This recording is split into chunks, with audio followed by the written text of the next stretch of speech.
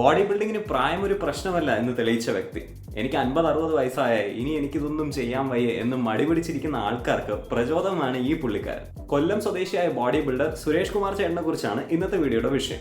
നിങ്ങൾക്ക് പുള്ളിക്കാരനെ അറിയില്ല എന്നുണ്ടെങ്കിൽ ഈ കഴിഞ്ഞ ഫെബ്രുവരി 22-ാം തീയതി നടന്ന മിസ്റ്റർ ഇന്ത്യ കോമ്പറ്റീഷനിൽ മാസ്റ്റേഴ്സ് കാറ്റഗറിയിൽ പുള്ളിക്കാരൻ ഫസ്റ്റ് പ്രൈസ് നേടുകയാണ് ഉണ്ടായത്.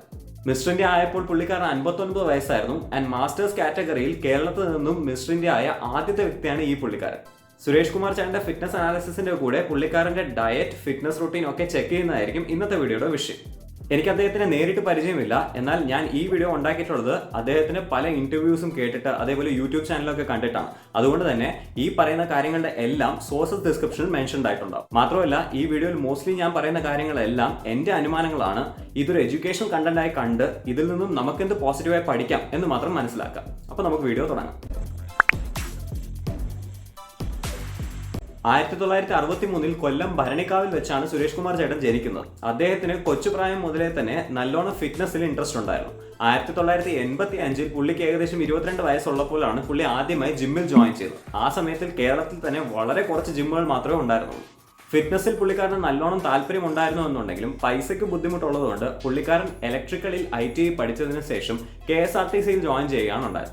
ആ കാലഘട്ടത്തിൽ പുള്ളിക്കാരന് 3 ദിവസം മാത്രമേ വർക്ക് ഉണ്ടാവാറുള്ളൂ. അത് കാരണം 3 ദിവസം വർക്കും ബാക്കി 4 ദിവസം ജിമ്മിൽ പോയി ഫുൾ സമയം വർക്കൗട്ട് ചെയ്യുന്നതായിരുന്നു പുള്ളിക്കാരന്റെ റൊട്ടീൻ. സുരേഷ് കുമാർ ചേട്ടന്റെ ഏർലി ഡേയ്സിലെ ഫോട്ടോസ് കണ്ടു കഴിഞ്ഞാൽ തന്നെ നമുക്ക് മനസ്സിലാവുന്നത് അപ്പോൾ തന്നെ അദ്ദേഹം നല്ല മസ്കുലർ ആയിരുന്നു. ആൻഡ് നല്ലൊരു ജെനറ്റിക്സ് ആണ് പുള്ളിക്കുള്ളത്. എന്റെ അനുമാനപ്രകാരം അദ്ദേഹത്തിനുള്ളത് മെസോമോർഫ് ബോഡി ടൈപ്പ് ആയിരിക്കും. അദ്ദേഹത്തിന്റെ ബോഡി വെയിറ്റിനെ കുറിച്ചോ അല്ലെങ്കിൽ ഹൈറ്റിനെ കുറിച്ചോ യാതൊരു ഇന്റർവ്യൂസിലും പറഞ്ഞതായി ഞാൻ കേട്ടില്ല. എന്നാൽ എന്റെ അനുമാനപ്രകാരം ആ സമയത്ത് പുള്ളിക്കാരന് ഉണ്ടായിരുന്ന ചെസ്റ്റ് സർക്കംഫറൻസ് എന്ന് പറയുന്നത് ഏകദേശം 43 മുതൽ 45 ഇഞ്ച് ആയിരിക്കണം. അതേപോലെ ബൈസെപ്സിന്റെ സർക്കംഫറൻസ് എന്ന് പറയുന്നത് 16 മുതൽ 17 ഇഞ്ച് ആയിരുന്നിരിക്കണം. അതേപോലെ തന്നെ പഴയ ഫോട്ടോസൊക്കെ കണ്ടിട്ട് അദ്ദേഹത്തിന്റെ ബോഡി ഫാറ്റ് പെർസെന്റേജ് എന്ന് പറയുന്നത് 16 മുതൽ 18% വരെയാണ് എന്നുള്ളതാണ് എന്റെ അനുമാനം. 2 വർഷത്തിന്റെ ഹാർഡ് വർക്കിന് ശേഷം 1987 അദ്ദേഹം മിസ്റ്റർ കൊല്ലമായി സെലക്ട് ചെയ്യപ്പെട്ടു. ഇതിനുശേഷം ഏകദേശം 15 വർഷത്തോളം കണ്ടിന്യൂസ് ആയി അദ്ദേഹം മിസ്റ്റർ കൊല്ലമായി സെലക്ട് ചെയ്യപ്പെടുകയാണ് ഉണ്ടായത്. 40 വയസ്സിന് മുകളിൽ പ്രായമുള്ള ബോഡി ബിൽഡേഴ്സിനെ എല്ലാം മാസ്റ്റേഴ്സ് കാറ്റഗറി എന്നൊരു separate category pro body building ഷോസിൽ ഉണ്ടാവാറുണ്ട്.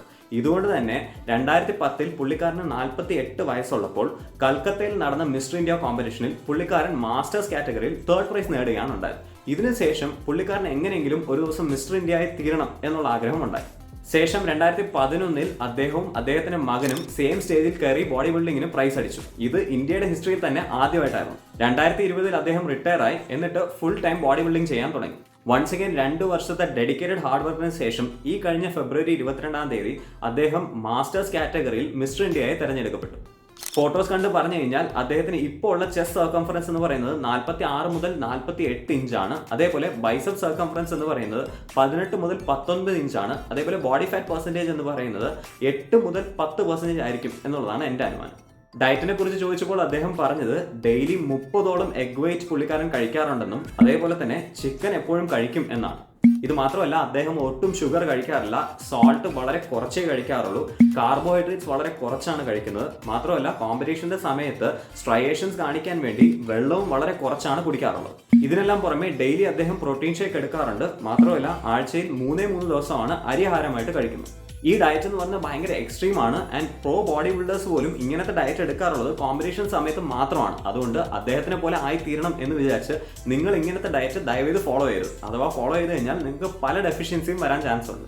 പ്രായം ഏകദേശം 60-നോട് അടുക്കുന്നു എന്നുണ്ടെങ്കിലും അദ്ദേഹത്തിന് BPയോ കൊളസ്ട്രോളോ അല്ലെങ്കിൽ ഷുഗറോ ഇല്ല എന്നാണ് അദ്ദേഹം പറഞ്ഞത്. ഇതിനെല്ലാം കാരണം അദ്ദേഹം ബോഡി ബിൽഡിംഗ് ചെയ്യുന്നത് തന്നെയാണ് എന്നാണ് പുള്ളി പറയുന്നത്. രാവിലെ നേരത്തെ എണീറ്റ് കഴിഞ്ഞാൽ ഏകദേശം 5:30 മണിക്ക് പോയിട്ട് 2.5 മണിക്കൂർ വർക്കൗട്ട് ചെയ്യും. പിന്നെ ഈവനിങ് 4 മണിക്ക് പോയിട്ട് ഏകദേശം 7:30 വരെ ഡെയിലി വർക്കൗട്ട് ചെയ്യും എന്നാണ് അദ്ദേഹം ഇന്റർവ്യൂവിൽ പറഞ്ഞത്. ഇനി വീഡിയോ അവസാനിക്കും മുന്നേ ഞാനൊരു ഇമ്പോർട്ടൻറ്റ് സോഷ്യൽ മെസ്സേജ് ഷെയർ ചെയ്തോളട്ടെ. സുരേഷ് കുമാർ ചേട്ടൻ മിസ്റ്റർ ഇന്ത്യ മാസ്റ്റേഴ്സ് ജയിച്ച പോലുള്ള ഇവന്റ്സ് കാണുമ്പോഴോ അല്ലെങ്കിൽ സെലിബ്രിറ്റീസ് സ്വന്തം ട്രാൻസ്ഫർമേഷൻ ഷെയർ ചെയ്ത് അത് വൈറലാകുമ്പോഴോ ലക്ഷക്കണക്കിന് ആൾക്കാർ അവരെ കണ്ട് ഇൻസ്പയർ ആയി മോട്ടിവേറ്റഡ് ആവാറുണ്ട് സ്വന്തം ശരീരവും ഷെയർ ചെയ്യണം എന്ന് വിചാരിച്ചു. ഇത് തീർച്ചയായിട്ടും വളരെ വളരെ നല്ലൊരു കാര്യമാണ്. ഞാനും എൻ്റെ ട്രാൻസ്ഫർമേഷൻ ചെയ്തപ്പോൾ സെലിബ്രിറ്റീസിനെ കണ്ട് ഇൻസ്പയർ ആയി തന്നെയാണ് ചെയ്തത്. എന്നാൽ പ്രൊഫഷണൽ ബോഡി ബിൽഡേഴ്സിനെയോ അല്ലെങ്കിൽ സെലിബ്രിറ്റീസിനെയോ കണ്ടിട്ട് എനിക്കും അവരെ പോലെ തന്നെ ആയിത്തീരണം എന്ന് നമ്മൾ ഒരിക്കലും പ്രതീക്ഷിക്കരുത്. കാരണം അവരെ പോലെ തന്നെ ആയിത്തീരാൻ നമുക്ക് പല കാരണങ്ങളാൽ പറ്റാറില്ല. ഇത് ഞാൻ പറയാൻ പല കാരണങ്ങളുണ്ട്. നമ്പർ 1, എല്ലാവരുടെയും ജെനറ്റിക്സ് ഡിഫറെന്റ് ആണ്. ഇതുകൊണ്ട് തന്നെ നമ്മൾ ട്രാൻസ്ഫർമേഷൻ ചെയ്യുമ്പോൾ നമ്മുടെ എല്ലാം ബോഡി പല രീതിക്കായിരിക്കും റിയാക്ട് ചെയ്യാറുള്ളത്.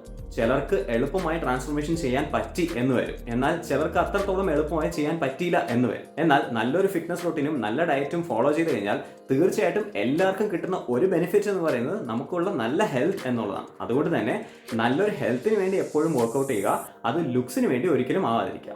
നമ്പർ 2, പ്രൊഫഷണൽ ബോഡി ബിൽഡേഴ്സിന്റെ പേഷ്യൻസും അവരുടെ ഹാർഡ് വർക്കും തന്നെയാണ്. ഞാൻ നേരത്തെ ഈ വീഡിയോയിൽ പറഞ്ഞ പോലെ തന്നെ സുരേഷ് കുമാർ ചേട്ടനെ പോലുള്ള പ്രൊഫഷണൽ ബോഡി ബിൽഡേഴ്സ് സ്വന്തം ബോഡി ഉണ്ടാക്കിയെടുക്കുന്നത് പല ദശകങ്ങളായിട്ടാണ്. നമ്മുടെ സ്വന്തം ബോഡി ചേഞ്ച് ചെയ്തെടുക്കുക എന്ന് പറയുന്നത് അത്ര എളുപ്പമുള്ള പരിപാടിയല്ല. അതിന് നമുക്ക് നല്ലോണം ക്ഷമത വേണം എന്നുള്ളതാണ് നമുക്ക് ഇതിൽ നിന്ന് പഠിക്കാം. ഇതിനെല്ലാം പുറമെ 4ാമത്തെ റീസൺ എന്ന് പറയുന്നത് ബോഡി ബിൽഡിങ്ങിന്റെ അഫോർഡബിലിറ്റി തന്നെയാണ്. ഇതൊക്കെ കൊണ്ട് തന്നെ ഞാൻ പറഞ്ഞു വരുന്നത്, നമ്മൾ ചിലപ്പോൾ ട്രാൻസ്ഫോർമേഷൻ ചെയ്തു കഴിഞ്ഞാൽ നമുക്ക് നല്ല ബോഡി വരുമായിരിക്കും. അങ്ങനെ വന്നു കഴിഞ്ഞാൽ വളരെ നല്ല കാര്യം തന്നെയാണ്. എന്നാൽ അഥവാ അങ്ങനെ ബോഡി വന്നില്ലെങ്കിൽ പോലും ഒരു നല്ല ഹെൽത്തിന് വേണ്ടി നമ്മൾ എപ്പോഴും വർക്കൗട്ട് ചെയ്യുക എന്നുള്ള കാര്യമാണ്. എപ്പോഴും ഓർക്കുക, ഫിറ്റ്നസ് റൂട്ടീനും ഡയറ്റും നമ്മൾ ഫോളോ ചെയ്യുന്നത് ഒരു നല്ല ഹെൽത്തിന് വേണ്ടിയായിരിക്കണം, അത് ലുക്സിന് വേണ്ടി ഒരിക്കലും ആവാൻ പാടില്ല. ഓൾറൈറ്റ്, സുരേഷ് കുമാർ ചേട്ടന്റെ ഡ്രീം എന്ന് പറയുന്നത് മിസ്റ്റർ യൂണിവേഴ്സ് കോമ്പറ്റീഷൻ ജയിക്കണം എന്നുള്ളതാണ്. അത് അദ്ദേഹത്തിന് നന്നായി ചെയ്യാൻ പറ്റട്ടെ എന്ന് വിഷ് ചെയ്തുകൊണ്ട് ഞാൻ ഈ വീഡിയോ നിർത്തുകയാണ്. ഈ വീഡിയോ ഹെൽപ്ഫുൾ ആണെന്ന് തോന്നുവാണെന്നുണ്ടെങ്കിൽ തീർച്ചയായിട്ടും ഒരു തംസപ്പ് കൊടുക്കുക.